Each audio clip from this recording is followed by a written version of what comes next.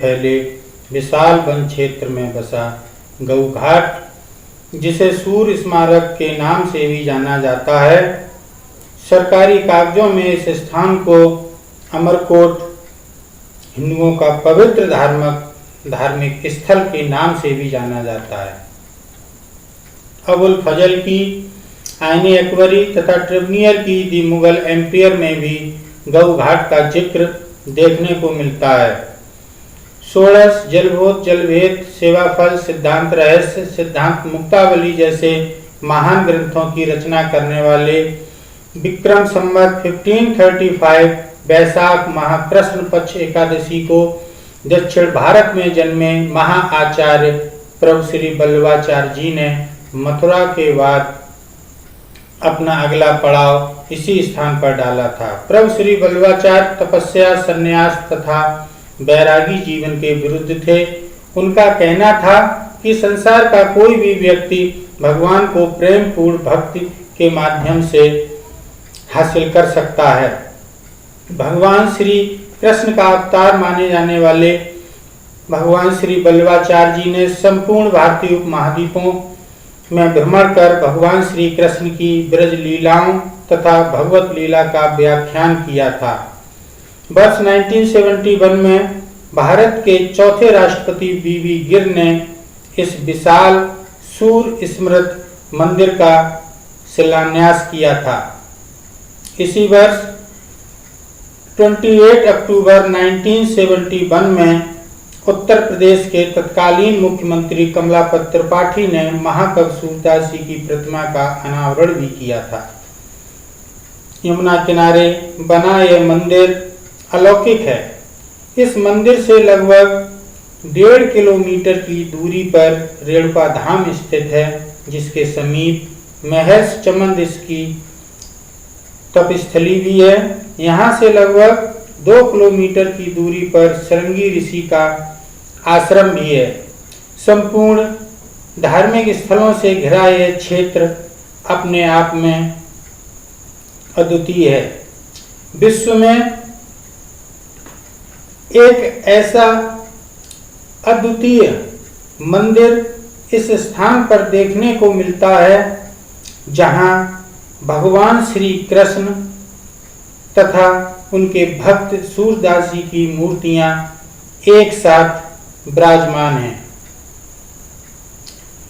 ऐसा अलौकिक अद्वितीय मंदिर शायद ही दुनिया में कहीं देखने को मिले। इस स्थान के समीप स्थित यह वही कुटिया है जिसे आज भावना बैठक के नाम से जाना जाता है। यहाँ भगवान श्री वल्लभाचार्य अपने शिष्यों के साथ भगवान श्री कृष्ण के भजन कीर्तन का पाठ किया करते थे। नेत्रहीन बच्चे भगवान श्री वल्लभाचार्य जी की गायन परंपरा को आज भी बरकरार रखे हुए हैं। कहा जाता है कि हिंदी जगत के महाकवि सूरदास जी भी भगवान श्री कृष्ण के भक्त रस पदों को यहीं गाया करते थे। राम कुमार वर्मा है सर। यहाँ कितने समय से हैं आप? सन 1983 से। आचार्य की जो भावना बैठक है जी, यहाँ आज भी शाम को संगीत पाठशाला का आयोजन किया जाता है। हाँ, शाम को यहाँ पर जो संगीत होता है और संगीत शाम को होता है और प्रातःकाल भी होता है। इसमें संगीत की क्लासेस लगवाई जाती हैं। संगीत के बच्चे जो संगीत सीखते हैं तो उनको सब सिखाया जाता है। भजन सिखाया जाता है, हारमोनियम, तबला, ढोलक जो भी सीखना चाहे सब सिखाया जाता है। सूरसागर, सूर सारावली, साहित्य नगरी, विनय जैसी रचनाओं की रचना करने वाले हिंदी जगत के महाकवि सूरदास जी ने वर्ष 1567 में इसी स्थान पर भगवान श्री वल्लभाचार्य से गुरु दीक्षा ली थी। भगवान श्री वल्लभाचार्य से गुरु दीक्षा लेने के बाद सूरदास जी ने दैन्य भाव पर आधारित पदों को छोड़कर इसी स्थान पर भगवान श्री कृष्ण के भक्त पदों की रचना प्रारंभ की थी। गऊ घाट, जिसे सुरकुटी के नाम से भी जाना जाता है, यहाँ की वर्तमान दशा देखकर आज अगर सूरदास जी होते तो शायद यही कहते, अब कह राख ले भगवान, हो नाथ बैठो दुंडरिया पारत सादेवान।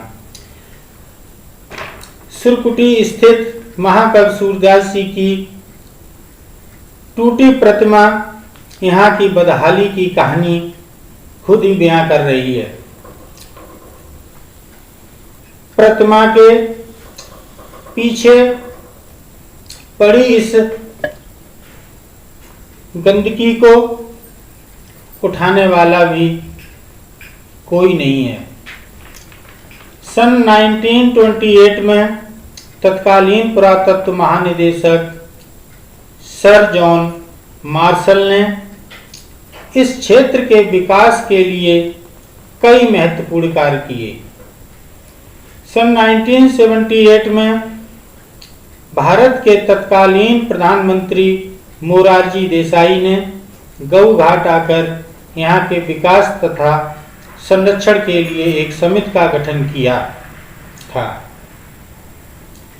विकास तथा संरक्षण के लिए गठित की गई समिति में शामिल सदस्य भी भ्रष्टाचार में लिप्त हो गए, जिसके चलते समिति भंग कर दी गई।